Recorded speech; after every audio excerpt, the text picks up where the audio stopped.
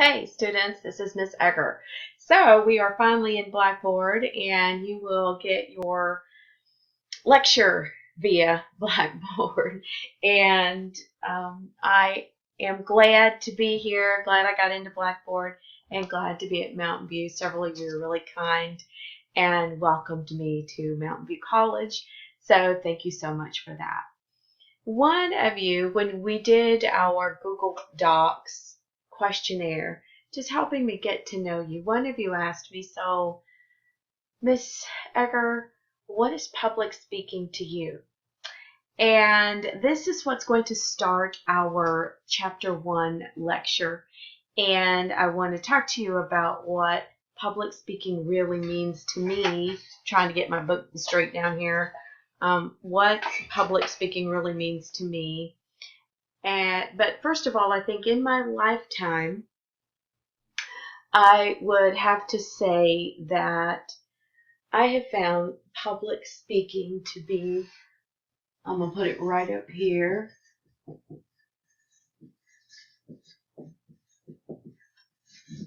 Public speaking is speaking, it's communicating a message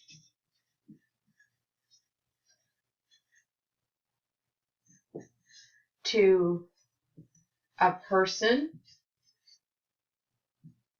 or people, several people. Once could be one person, could be several people via,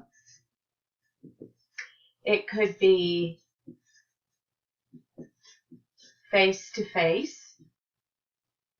It could be a phone interview.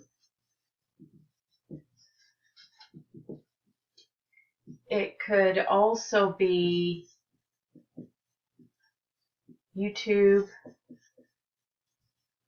Skype. Let's see, what else is there? What other method? I'm trying to think of all the social. I'm just going to put social media in general.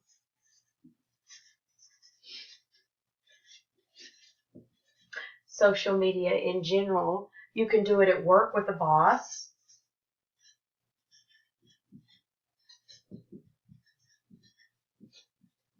You could also be doing it at home if you are in the PTA, if you have homeowners, if you homeowners association, and you're a part of that, you might have to. Okay. So there's even so much more. I'll put etc. out here. But your goal when you are doing public speaking, speaking in public, your goal with that message right there is to get somebody else to understand you, okay? You want them to receive your message the way you're communicating it. You really want them to receive your message the way that you are communicating it. And speaking in public can happen in so many different ways. We used to say the only public speaking that happened was face-to-face, and that is just not the case anymore. If we say that only public speaking happens face-to-face, then as an educator, I'm being irresponsible in preparing you for the workforce, in preparing you for the world out there. I've been in a couple of interviews where I did it via Skype, where I was on this side doing the interviewing and on that side being interviewed. That's public speaking. Putting a message together that people can understand. So that's what Chapter 1 is about, and I want to tell you a story. This past Friday, I had a couple of speeches to deliver. One was first thing in the morning, and it was 30 minutes, and it was talking about laughter yoga. And I got everybody up, and everybody looked at me kind of funny, giving me this, is she kind of crazy look? And I had everyone stand up and get in the namaste, stand across from someone, And namaste. It's laughter yoga is a combination of breathing exercises and yoga.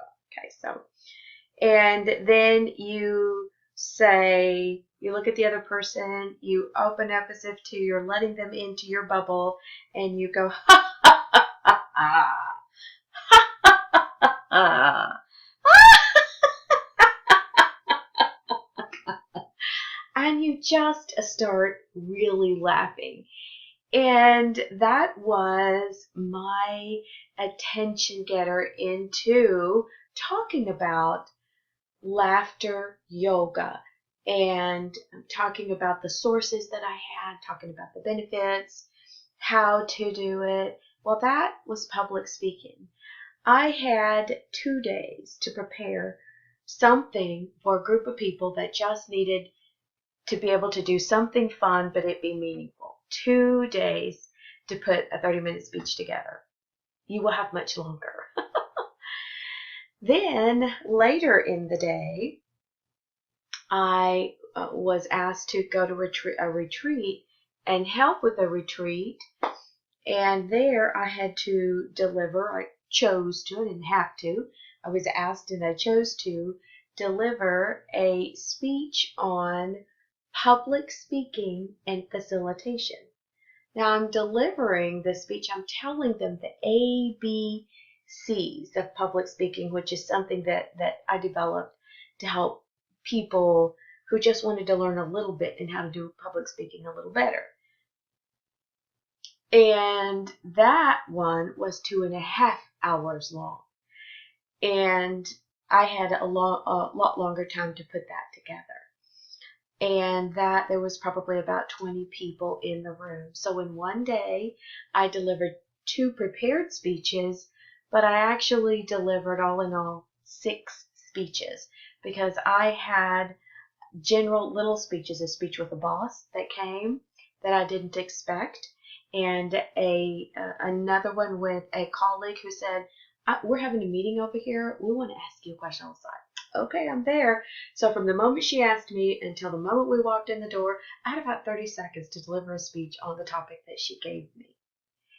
This is a skill that if you continue to sharpen and better and improve, you can get yourself promoted in the workplace a lot faster. You can be more persuasive in your work life, in your home life, with friends, all sorts of family members. So the reason that I tell you this story, the reason I add to beyond what the author talks about public speaking, I add to the channels of public speaking in social media and online and everything. Because I want you to know that it's not just about standing up in front of 20, 30, 40, 100 people and delivering a prepared speech. Public speaking can be to a big audience, or it can be an intimate dialogue with someone. Okay, so I'm going to move this right here. I'll bring it back in the end, but we're going to start now with our chapter.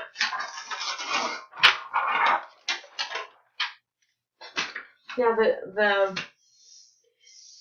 what we're going to get out of this is more about talking about the different types of speeches that there are.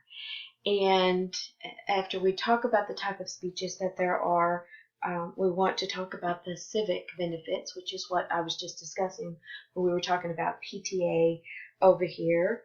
And then identifying the main elements, the main communication elements of public speaking. So if you turn, I believe, to page 3 in your book, it says, well, why not start speaking now, right? Start speaking now.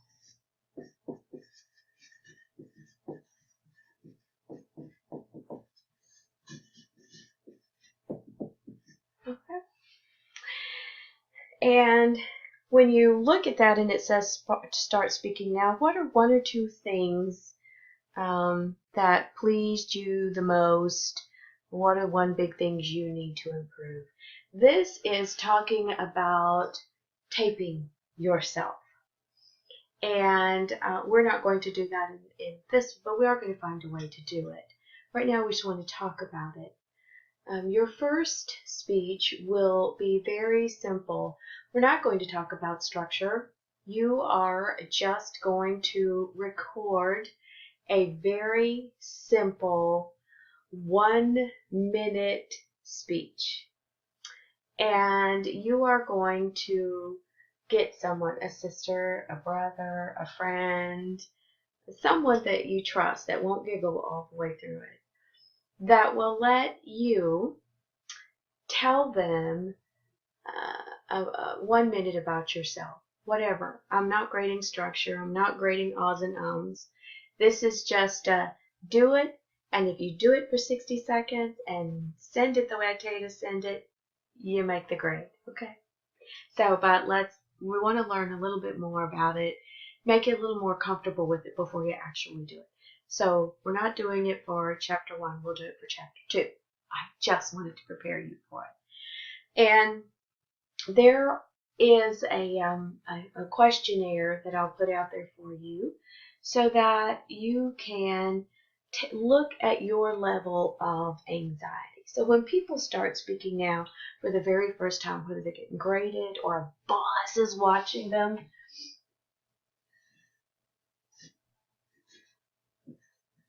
we have what we call speaking anxiety. So here is 1. That's the lowest. You have no speaking anxiety whatsoever. And up here is 100. This is one test you don't want to make a 100 on, but some people do. A 100 means that you have a high level of anxiety.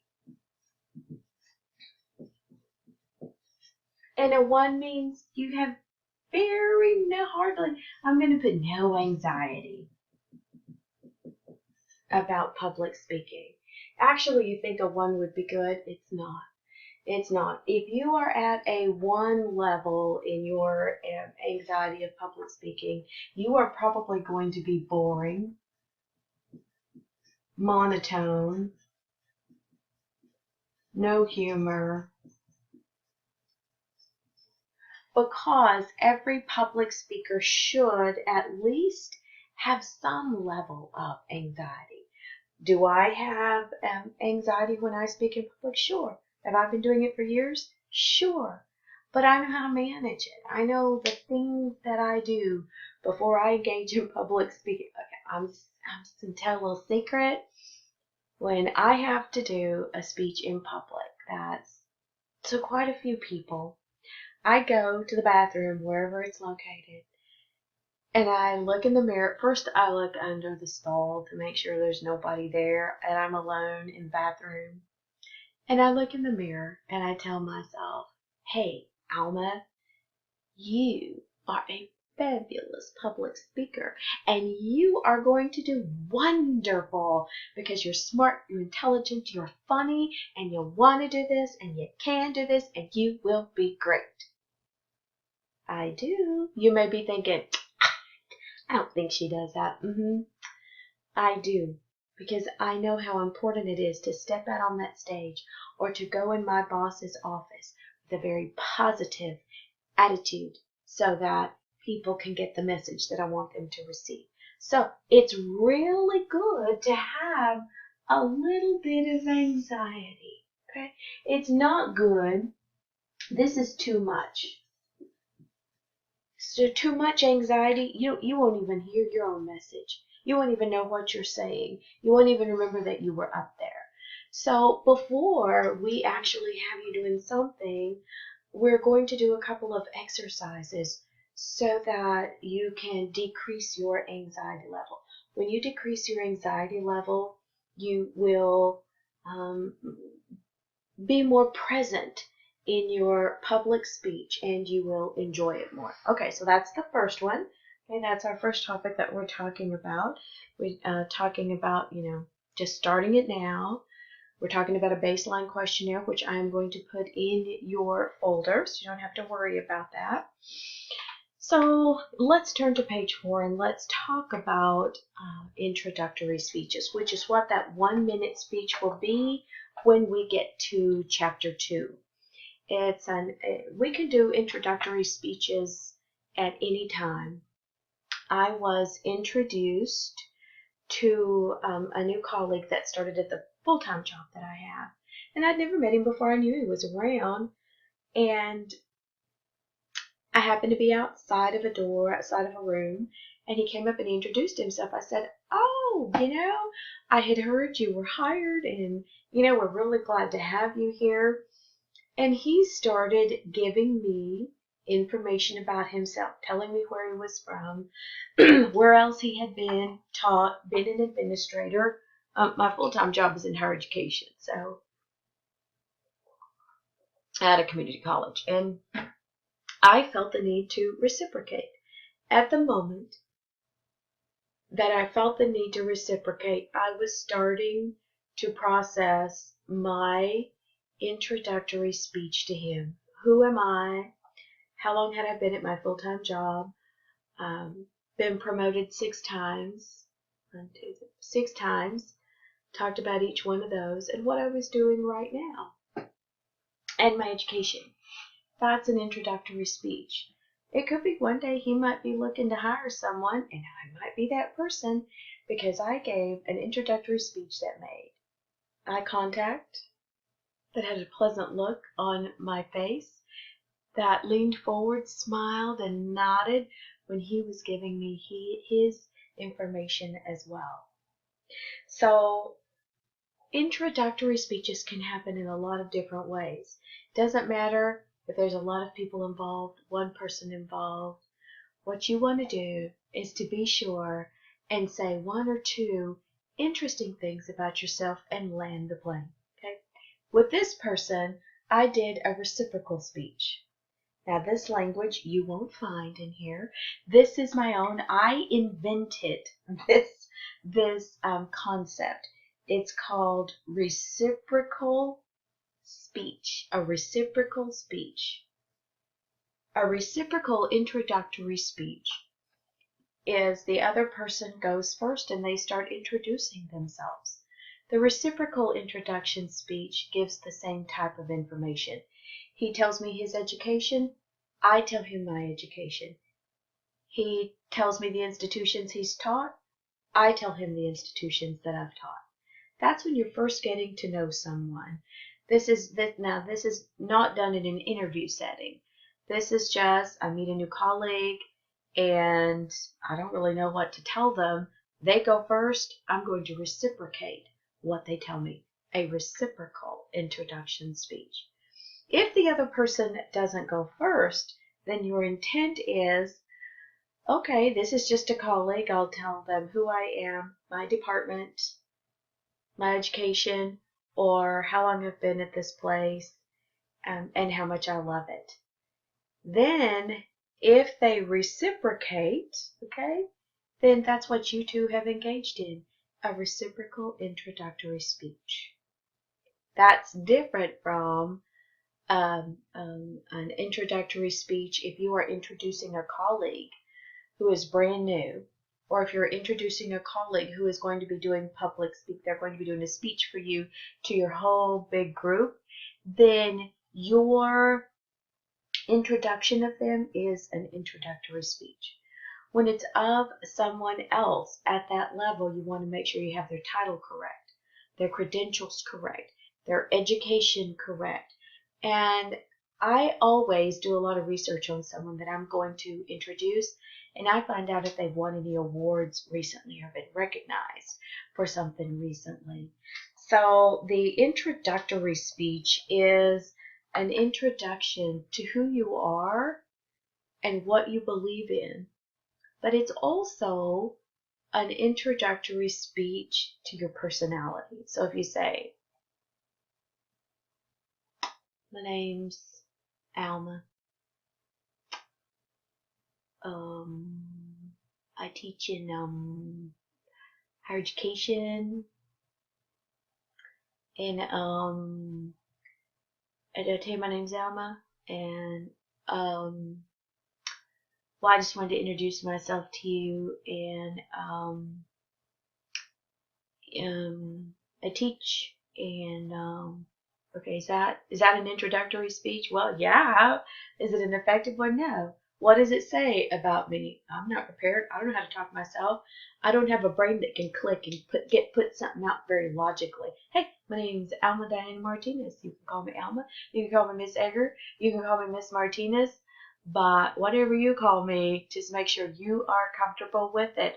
I am in higher education, love community colleges, have 2 community college degrees, and now that's where my life's career is in community college. I am all about student success. It's so nice to meet you. Much different than the first one, right? Okay, so if you notice, they have in here different types of speeches.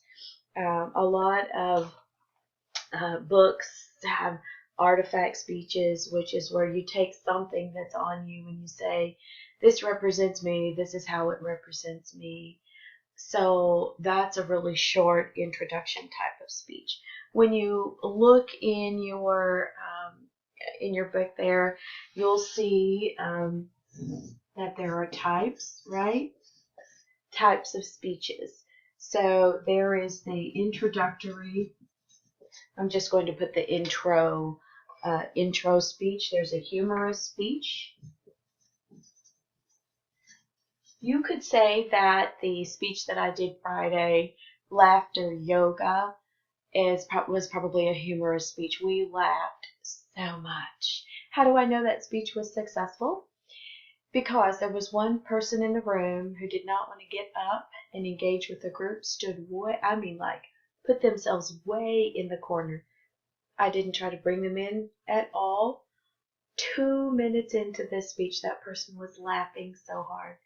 And the goal of yoga laughter is to engage your muscles and to get oxygen to your brain so you can be more healthy. That's what was happening to that person. Successful speech.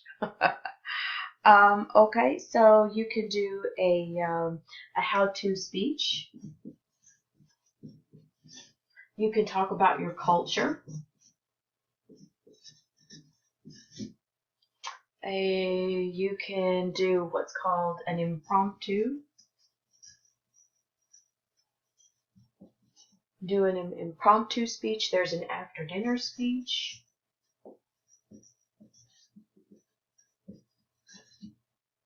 So there are all types of informative speeches, and they don't necessarily all have to be an hour long or 30 minutes long. Length is, it depends upon who's asked you to do it, why you're doing it, or what the goal is of doing it.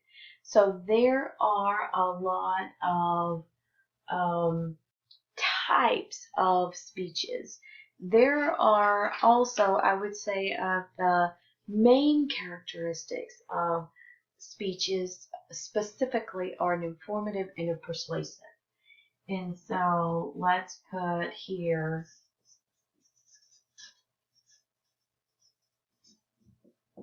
informative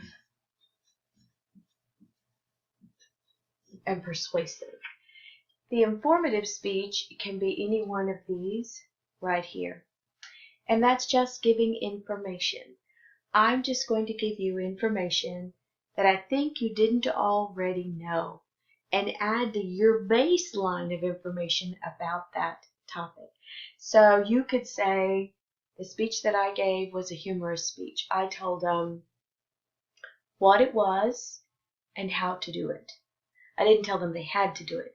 When I tell them they have to do it, and I use more persuasive language, then that's persuasive speech. I just said, here's what it is, and here's how to do it, and have fun with me if you want to have fun. I gave them information they didn't already know. Some people knew about yoga. Some people knew about laughter. Some people knew about the good oxygen, but they hadn't really put the 2 concepts together. So that was an informative speech. Now, if I went back and I said, I hope that by the end of this speech, my goal is to get you to engage in laughter yoga at least 3 times a week. And, here's Here are the positives that can happen if you do. Here are the positives, the negatives that can happen if you don't. That's so here I just give information. Here's what it is. Here's how you do it. Here I want to persuade you to do it. So there are a lot of different types of informative and persuasive speaking. Okay, so let me get another piece of paper. Now, do you have this? This is the anxiety levels. Okay, the reason you're not doing your easy peasy, just 1 minute speech right now is because I want to do some things that lower your anxiety level just to get you down a little more because you can have more fun with it and do better. So I'm going to put this down here and I'm going to stop this video and we'll start another one, okay?